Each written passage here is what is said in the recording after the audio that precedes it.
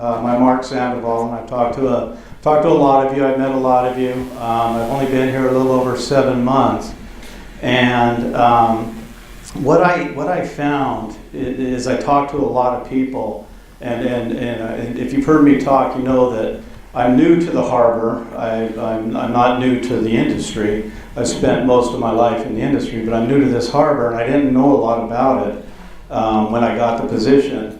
And so I spent a lot of time talking to a lot of people, trying to figure out what the harbor was all about, what the issues were, what the challenges, what the opportunities were. And one thing that I found is that there's some lack of understanding about what the Harbor Department is.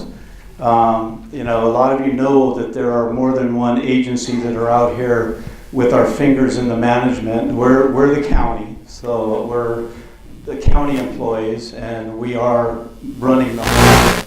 But we're also located in the city of Oxnard, and sometimes it's hard to discern who does what and who doesn't do what. So months ago, I challenged my staff. I said, you know, we need to get out there more. We need to talk to people. We need to kind of educate everybody about who we are, what we do, how we do it. And Jed actually came up with the idea of kind of an academy, of a series of classes or presentations. And it kind of morphed itself into this, which is the Harbor Academy, which I think is a great idea. But historically, I think that we, the Harbor Department, had a tendency to kind of stay cloistered. And the few of us deal with the public or the lessees, but most of us, kind of stay in the office. And I don't think that's the right way to do it. I think we ought to be out there talking, not only myself, but even my staff. And to start that, we developed this series called the Harbor Academy. So what it is going to be is a series of, right now we've got 5 of them scheduled. We've got 5 of them envisioned. We don't have a schedule yet for them. Tonight is history and finance. So what I'm going to go over tonight is kind of the history of the harbor, which is interesting for those of you that haven't heard about it or don't know about it. Look a little bit about what the Harbor Department is from an operational perspective. Get into some of the public projects that we have on the docket. And by public projects, I mean those things that aren't the leases, those things that aren't restaurants, aren't the sexy things. Those are the fix-it things that are under our purview and that we fund and we actually build. And then get into the budget, the finance of the Harbor Department, and kind of wrap it all up. So hopefully you get something out of it. I'll probably be up here, or I'll be up here as long as you guys want me to. But I'll probably, my presentation is about 35-40 minutes. And then I'll definitely have time to answer any questions you have. What this isn't tonight, well actually let me tell you what the five that are scheduled. So tonight's history and finance, the next one will be the development, planning and development of the harbor. And I'm sure that's going to be the most anticipated one. So we haven't, I believe, penciled in, we're going to be at the Pacific Corinthian Yacht Club because it's a little bit bigger, and I have a feeling there's going to be more people interested in it. On April 4th. I want to do them every month, but I couldn't get a date in their calendar in March. So tentatively, it's going to be April 4th at the PCYC. The one after that's actually going to be a facility that we're connected with, but we don't operate, and that's the Boating Instruction Center. And the reason I want to do that is because I think there's some misperceptions out there about what they are, what they do, and I want to give them an opportunity, and us, because the board's very interested, to hear from the public about what they think it ought to be, and let them make a presentation of what it is they do. I think there's a lot they do that a lot of people don't know. And so I want them to have the opportunity to go out there and talk about what they do, and to hear suggestions, or to hear if there's any issues or applauding for what they do. The 4th one will be just a presentation on harbor patrol and maintenance, basically those 2 units that are part of the Harbor Department under Gary. And then the last one that's scheduled will be basically our marketing and promotion program. So those are the 5. As I said, they're going to be one a month, and this is the first one. So hopefully you'll enjoy, or at least get something out of what I present tonight, and as I said, we'll have time at the end to answer any questions. So the first part of it is the history of the harbor. And I always like to show this slide because what this slide shows is the Hueneme Canyon. And the Hueneme Canyon is a very deep canyon off of the coast. And the reason that's relevant is because when the people or the group that wanted to build a commercial port decided where they wanted to put it, they wanted to put it here because of the canyon. And indeed, there was a long struggle to get it done, but ultimately it was built. It was built primarily with private funds, and it was built or finished around 1939. So in 1941, when Japan pulled the United States into the war, the Navy came and took over the harbor and said it's going to be a naval harbor, and that's why the Navy's there. So they came in, took over the harbor, which was built as a commercial harbor, and they during World War II, this was one of their bases. In about 1942, they realized that there was a problem because the harbor was built. And if you can imagine or envision if neither one of these harbors was here, the literal sand shift along the coast goes south. So sand was migrating from up here all the way down here, and that's normal on the California coast. And so when they built the port, it stopped that shift. It stopped that movement of sand, and instead of continuing down south, what happened was it got deflected into this canyon and got lost. And they realized in 1942 it was an issue. So the federal government, through its Army Corps of Engineers, started looking at it and said, wow, what are we going to do? And they studied it for a number of years. And then essentially in 45, they said, we'll build a harbor, we need to trap the sand. Essentially, they said, our plan is to trap the sand somehow north of the port and then get it south of the port onto the beaches somehow. And the solution was to build the Channel Islands Harbor. And that's exactly what they did. So they started planning for it in 48. It was approved by Congress and funded in 54, and dredging began in 60. So you can see from this picture what happens. When they built the harbor, they put these breakwalls in, or these groins in, it trapped the sand behind the northernmost jetty, or breakwater, the breakwall, and it builds, this is how the sand builds up, right in front of the southern part of Hollywood Beach.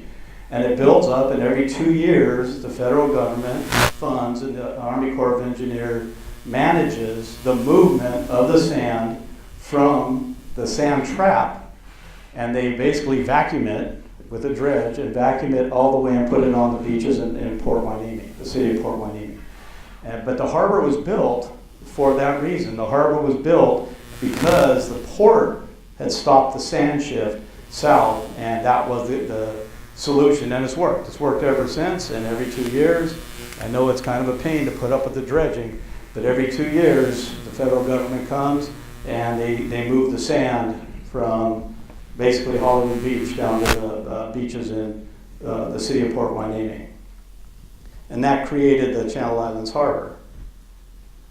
So how do we define the Channel Islands Harbor? The Channel Islands Harbor, as it was built and as it's defined, is the water area south of the Channel Islands Harbor Bridge.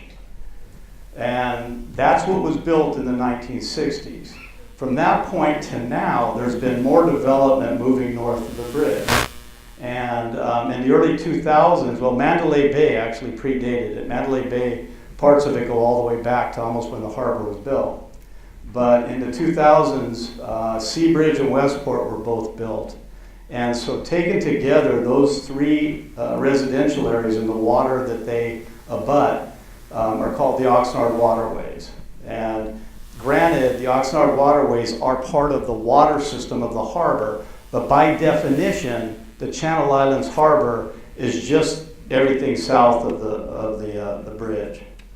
So basically this. So when we talk about what the Harbor Department manages, it's just the Channel Islands Harbor. Basically what's south of the bridge. So I wanted to put this slide up because once the harbor was developed, it was developed and the county operated it, owned it. In 1963, the city and county entered into an annexation agreement.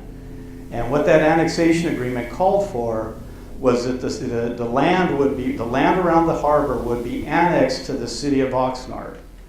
And the city would thereby get all the tax, the property taxes, the sales taxes, the transit occupancy taxes, all the taxes from the development like they would anywhere else in the city.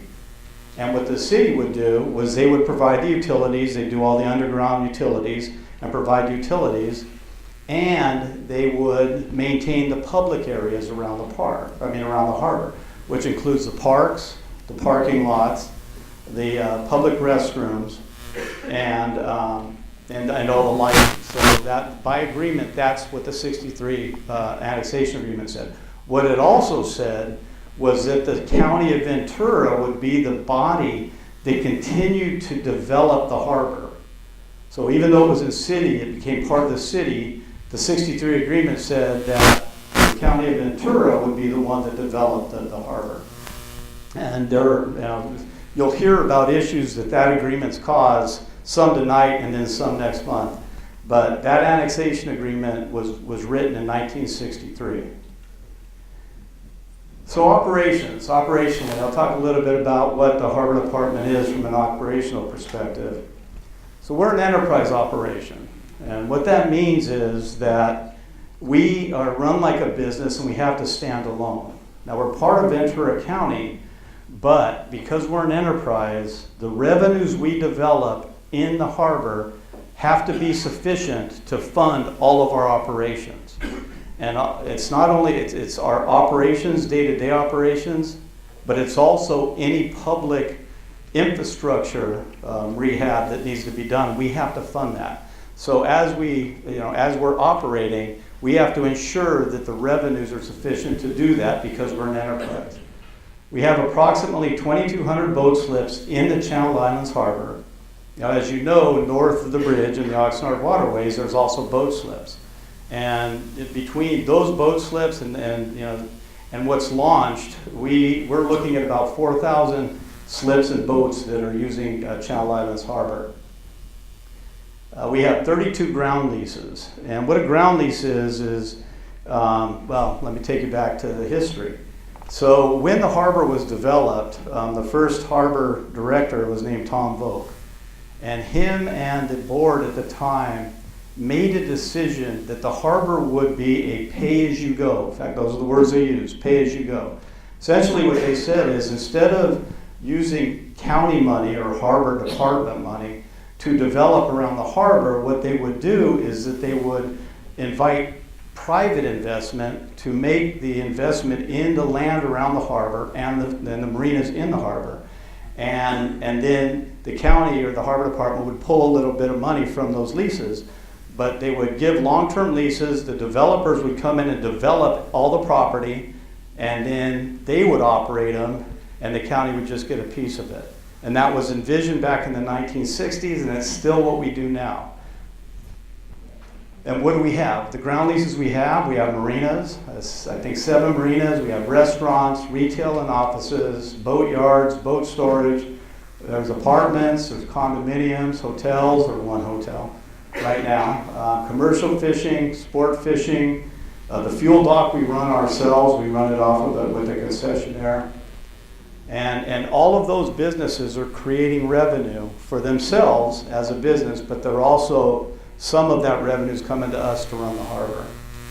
So if we look at the harbor department and look at the responsibility, or the harbor department by areas of responsibility, the one that seems to be most seen and quite frankly most liked is the harbor patrol. And that's about half of our staff actually. But what the harbor patrol is it's a patrol we have not only on boats but on land that patrol the waterways, and they do a great job. They're great guys, and so they're patrolling all the water, and they're on the land, and they go and check out parking lots at night. They lock the bathrooms. They lock the gates at night. So they're basically our security force, not only on the water but on the land. Not a police force. They're not gun carrying, but they are our security force. We have maintenance. We don't have a big crew, but we have a really good crew, and they maintain those things that are under our control. Lease management and audit, that's just all the lease activities. We negotiate leases, we execute leases. Obviously, the Board of Supervisors has to approve the leases, but we're the ones that negotiate them, then we execute them, then we manage them. The management of the harbor development. So a lessee comes in and they want to do whatever. They want to build something. We negotiate with them, we get board approval, and then we oversee them as they build whatever they're building. We do dredging coordination, as I said, every 2 years. The Army Corps comes and dredge. Coordination falls on us. We do, I missed marketing and events, sorry, Jed. We do marketing and promotion of the harbor. Now we do a number of events. We permit a lot of events, but we also manage 2 events. We manage the 4th of July fireworks show and the events that come with that, and then we have the Parade of Lights during the holiday season. We oversee capital projects, whether they're our own or lessees. Obviously, the business part of what everybody does, budget preparation and management. There's a lessee association. Steve Kenny's here, who's very active in that, and we work with the lessee association very closely. They help us. We ask their advice. We work through them because we want to make sure our lessee voices are heard. Some other additional activities: we manage the snowy plover protection program over on Hollywood Beach. Coordinate joint departmental projects. As an example, we work with the County of Ventura Fire Department to run the fire boat. We are the ones that are actually on it. If there's a fire, we're the operators. They send fire personnel to get on to help fight the fire, and then they pay us for the boat. They pay for half the boat. And then we've got a Channel Islands Harbor Foundation, which the lessees pay into, and we manage that program, and we get some funds in there. It helps pay for the events that we put on, and we also give grants for harbor-related activities. So that's what we do. That's what the Harbor Department does. And but the big part of it, and like I said, the sexy part of it is development. So over the last 13, 14 years, we have had a significant amount of development. Private sector about 63 million. Our public sector about 17 million. And this is, for the last 13, 14 years. Recently, what we've done, or in that time period, we built a new lifeguard station and things like that on the public side. We've done revetment work and those types of things. And then we've had development. We've had marinas that have been developed, etc. So in total, we've had about $80 million of completed construction. And if we look for the next 6 or 7 years, we're looking at probably 100 million more of development. And a couple of projects, and I'll get more into it next month. We've got the hotel and restaurant on Peninsula coming online. We've got the Whale's Tail hopefully coming online. We've got the marina around the peninsula coming online. That's on the private side. And we've got a lot of projects, which I'm actually going to get into right now. And you can see we've got about 23 million of projects of our own that are on the books. So I've got a list here, and I won't go over all of them because I have an individual slide problem, but what I want to draw your attention to is what the bottom line is, and that's the far right column at the bottom. As I said, we've got $23 million of projects that are on the books of capital needs that we know we have to invest in the harbor. And again, that has nothing to do with the leases. It has nothing to do with the private development. This is just our projects that we have to find funding for. So the first one, and I'll go over them kind of quickly, is the revetment at the end of the peninsula. And this is Peninsula Road. And the rock revetment, basically when the harbor was dredged and built, it was surrounded and protected by revetment. Basically, it's boulders that are put at the water's edge to protect the shore, to protect the land side. And as you can imagine, with the harbor being built in the mid to late 60s, this is original revetment. So over the years, you're going to have the surge and the storm activity, even that roll in the harbor, they're going to degrade this revetment. So we're in a position where we have to actually either redress or replace all the revetment in the harbor. And we've done some of that already. And what we do is we take the opportunity when a developer, like a marina or a lessee, is going to redevelop their property, and we know they're going to be pulling docks out, or we know that land structures are going to be demolished. We use that as an opportunity to take care of the development around that area of the harbor, so that ultimately we're going to have to do it all, but we're going to do it in pieces, and we're going to time it to when the development's also happening either with the marina or on land. So Peninsula Revetment, this one itself, as I mentioned, we've got a Hyatt hotel project that's moving forward at a fast clip on Peninsula Road, and that's right here, and a restaurant. And the plan is for them to demolish that, and we'll remove these slips, and while that happens, we're going to do the revetment, because we're going to be able to attack it from the land, which is a lot cheaper and a lot cleaner to do it from the land than trying to do it from the water.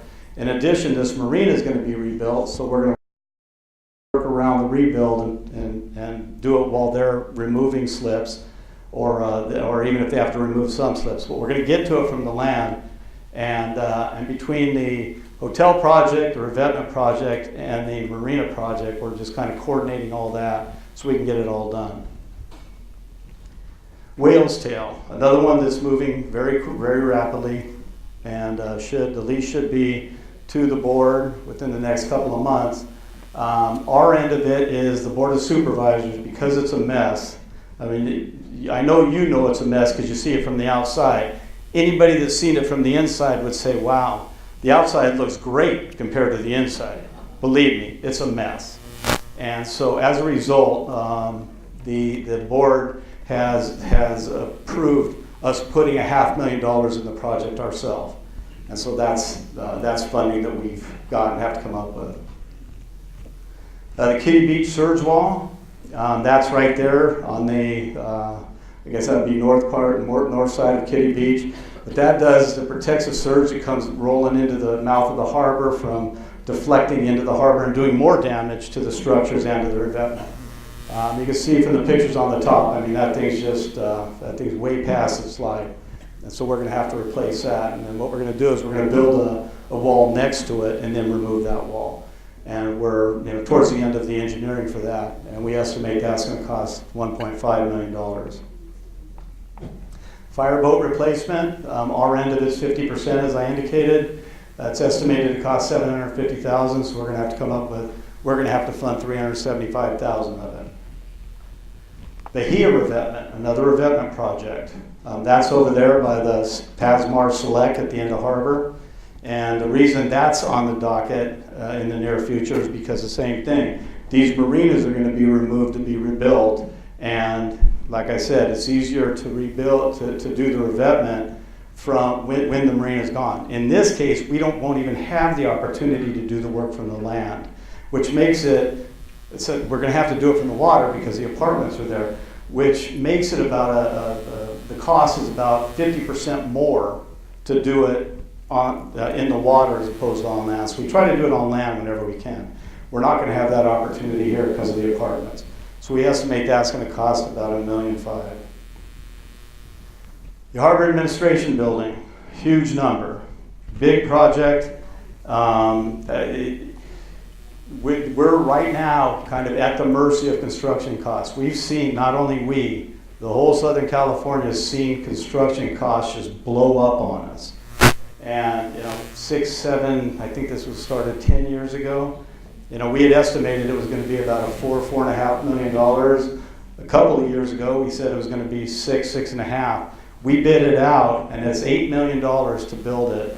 And then the extra $1.1 million is for the inside, basically furniture and the technology that has to go in it. I know it's a huge number. It's one I'm not happy with, but the reality of it is right now our Harbor Patrol is sitting in a trailer at the end of Pelican.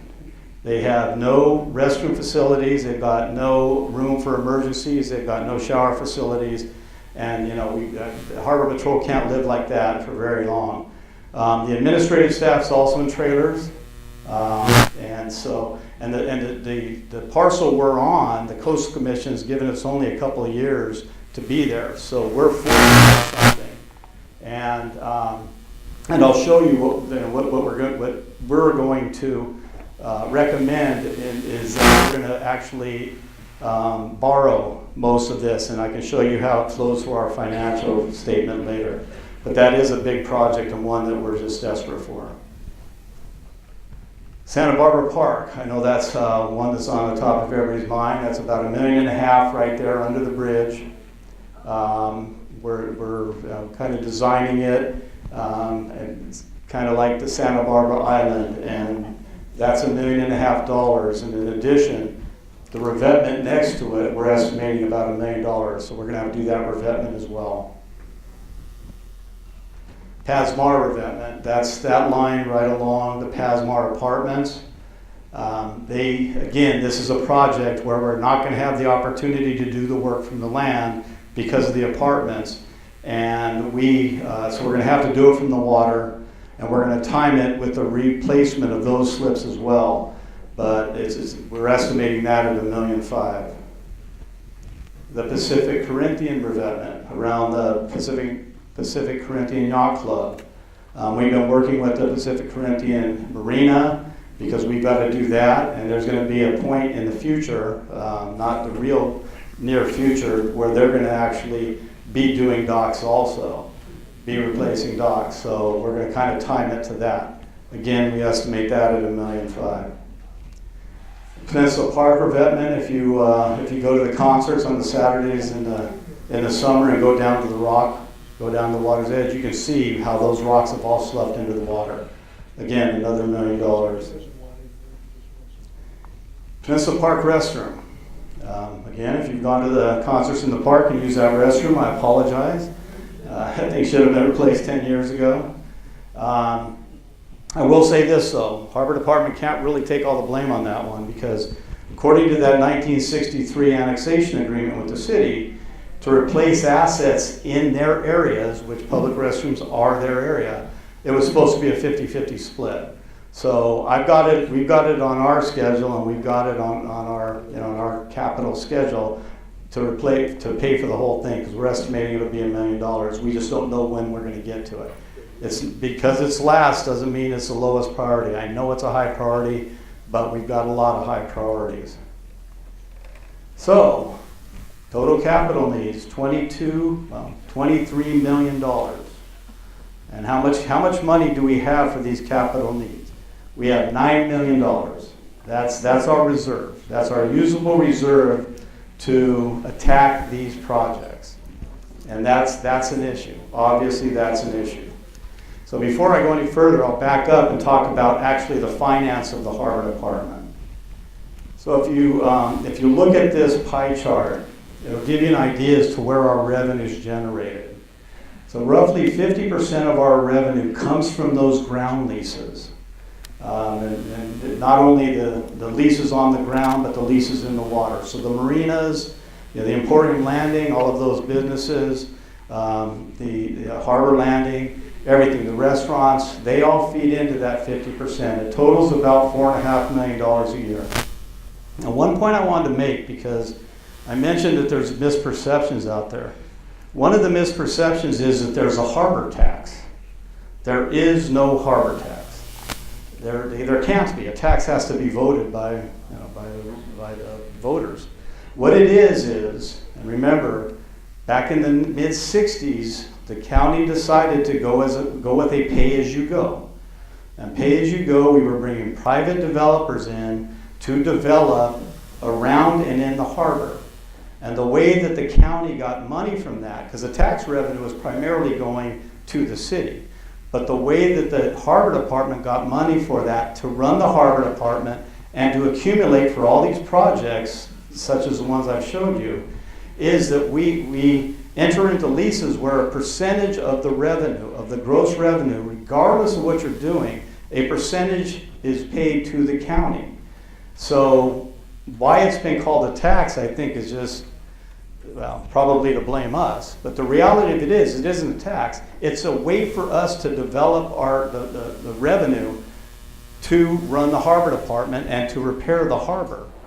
And it's not a tax, it's a fee. If you want to call it, it's rent. It's a rental fee. It's a lease fee. It's not a harbor tax. And I've heard it time and time again. You got a harbor tax and you shouldn't have it, or your harbor tax is too high. There isn't a harbor tax. Fuel sales, as I said, we run our own fuel dock. So what you see in our P&L is the revenue of all the fuel sales. And it's a big number. It's between $2 and $2.5 million. Contracts, what that is that's us contracting out our services to non-harbor related areas. And primarily what it is money we get from by providing harbor patrol service north of the bridge. That's what that is. And we at the current time provide harbor patrol services north of the bridge in city waterways, and that's why we charge a separate fee for it. And then other, 11%, interest on our reserves, 2%. A big part of the other is we do get money from the county. As I said, we are not subsidized. The harbor is not subsidized by the county, but we do get about $600,000 a year from them, because our maintenance goes out and maintains the sand and maintains the restrooms on the beach. Since they're not part of the harbor, they're actually an unincorporated county area. The county pays us to do that. They transfer money into our fund to do that. On the expense side, the harbor projects is the biggest one, and that's all the staff that's dealing with negotiating these leases, executing these leases, monitoring these leases, monitoring the development. So roughly 25% of our budget goes to that. Another 24% goes to our Great Harbor Patrol. So it is a big unit, as I said, roughly half of our staff, about 24% of our budget goes to Harbor Patrol. The fuel is 22%, and really all that is by and large, is fuel purchases to resell. And we do run that under a concession contract. We pay a private company to do that, because I really don't want Harbor Department staff to be down there dispensing fuel. We use a professional company to do it, and that's part of that 22%. And then the maintenance is 13%, and that's that handful of guys that we have in maintenance, and then our administration is 16%. So these two pie charts, I've showed you the source of our revenue, and I've showed you how our expenses are divided. Now, we put together a future-looking P&L to see where we are. And we start with the current year, which is fiscal year 18-19, and we're budgeted at this point for about a surplus. We call it an income, it's really not, but a surplus of $489,000. Then you can see what happens in 19 and 20. 19, we were understaffed, so we added a couple of maintenance staff, and that impacts the expenses. What you'll see in 21 and 22 is the effect of the debt for the administration building. And you only see it that 1 year, because what happens in the next year is we have debt that has debt service for a revetment job we did 15 years ago that comes off the books.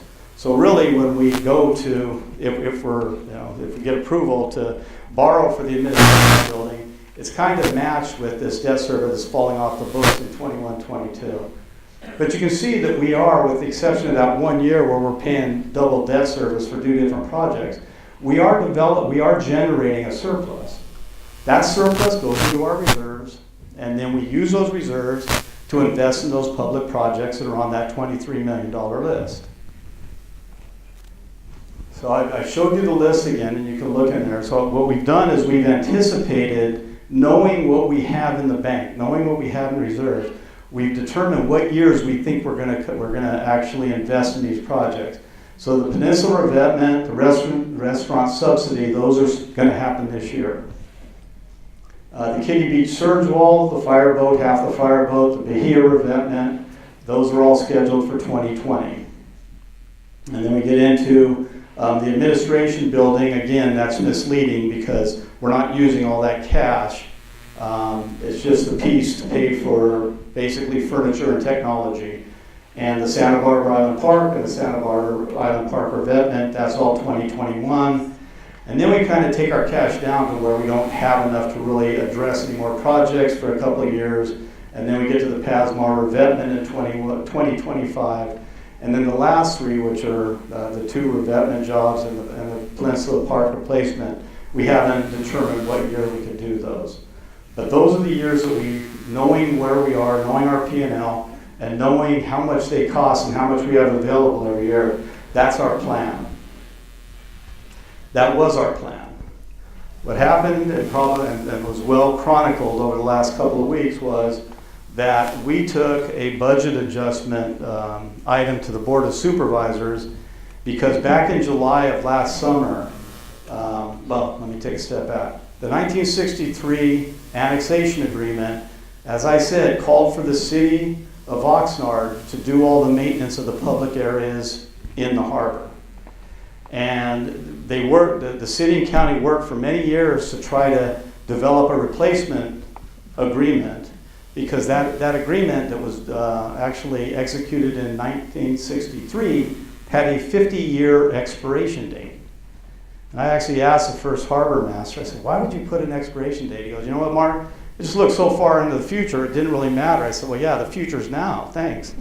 Thanks, Tom. You know, now we've got to deal with it. So it was set to expire in 2013. The county and city worked on a replacement agreement, and actually in 2016 looked like they had one. Looked like they had settled on one, but that fell apart. They tried a couple more times, couldn't get a replacement agreement. It actually expired, and in July of last year, the city stopped maintaining all the public areas. Now, if you lived around here, you probably saw that in July the park started dying because they turned off the water. And so we stepped in and said, no, we can't, we're not going to do this. We're not going to let this happen in the summer. So we picked it up, and we've been doing it ever since. Now, the city's still getting those tax revenues. Now we're spending the money to maintain those areas to the tune of the $500,000. Now, why that matters is if you look at our P&L now and include or insert that $500,000 of annual maintenance that we're now spending because we're now maintaining these public areas, our net income or our net surplus takes a dump. The whole bottom line is negative. So we're not only not generating funds to help us with our capital needs, we're losing money that has to come out of our reserves. So that $9 million pot of money is getting depleted just with our operations because of this $500,000, much less having an ability to set aside more money to handle these capital projects. So why does this matter? I'm sure you can imagine it. This line graph shows, now I indicated, and I'm going to take a step back, I indicated that we have $9 million available. We actually have $13 million in our reserves, but $4 million of it is our floor. We can't spend below $4 million because we do need a reserve. We need an operating reserve in case there's an emergency, and a lot of that are deposits that our lessees give us, because every time we execute a ground lease with the lessee, we have them put a deposit. We have them give us a deposit. And we've got those in the bank, so we can't touch those. So the $4 million is our floor, which means we really effectively only have $9 million. The blue line on this graph shows that we're even spending the money on those capital projects I indicated on that former graph, we're staying right at about the $4 million. So we're able to invest in the harbor with those projects and stay right at about our $4 million floor. If you include the $500,000 that we've now been forced to take on for the maintenance of the public areas, that's the orange line. That takes us well below that $400,000, and we can't go there. So essentially, we stop investing money in the harbor. And what that means in a real sense is that some of these, basically, everything below the red line we can't do. We've run out of money. So we lose Santa Barbara Island Park. We lose the revetment. We lose the Pasmar revetment until we can figure something out. And what that means is either figuring out a way to offload those expenses or getting new revenue. Our P&L did include the hotel and restaurant from Peninsula coming on in 21-22. So it does include the new revenues we're going to get off those leases that will be coming online. But this is where we are. And this kind of ends my presentation because the point I'm trying to make, because I've heard in a lot of circles, well, you guys are rich. The county's got all kinds of money. You got a AAA rating. Well, that's not us. We're the Harbor Department. We're an enterprise. And not only do we've got, like I said, $13 million in the bank. $4 million, which we can't touch. So we've got $9 million. But we've got $9 million to build projects that are 23 million. Now to further exacerbate that, and this is my last point, when the city walked away from a lot of the public areas, and I'm sure you can appreciate this because you drove in this parking lot to get here. The areas that we're now maintaining have a lot of issues with them. The Peninsula restroom's one, but this whole parking lot along Harbour Drive is just abysmal. You can't repair that. We've got to actually rebuild that parking lot. That's $2 million. We estimate $2 million. But we've got about $3.2 million of projects that aren't even on my $23 million list that we now know or believe, unless we can get money in some other fashion, that now our $23 million list just became a $26.5 million list. And that's an issue. So we do what we can do. We push our way through. We invest where we can. We don't have unlimited funds. And what I've tried to do is lay out where we are financially and what we think we can invest in, but also point out that we've got projects that we just can't get to. And this is why.